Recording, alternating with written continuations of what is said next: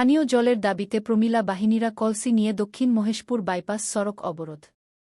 ঘটনার বিবরণে জানা যায়, কাঠালিয়া ব্লকের অন্তর্গত দক্ষিণ মহেশপুর পঞ্চায়েত এলাকার একটা অংশ বিগত সপ্তাহকাল অবধি পানীয় জলের পাইপলাইন ফেটে যাওয়ার পরিপ্রেক্ষিতে জল সরবরাহ একেবারেই বন্ধ।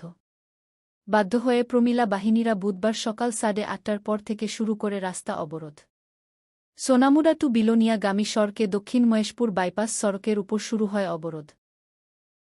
আর এতে করে রাস্তার দুই পাশে বহু দূর পাল্লার গাড়ি থেকে ছোট মাঝারি বহু গাড়ি দাঁড়িয়ে থাকতে হয়।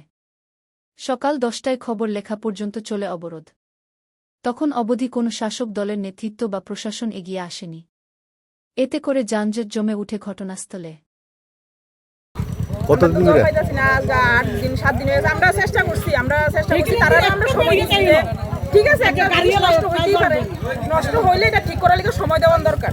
আমরা আজকে 7 দিন যথেষ্ট সময় দিচ্ছি। এখন আমরা সবার বাড়িতে অসুস্থ কি আছে, জল টানতে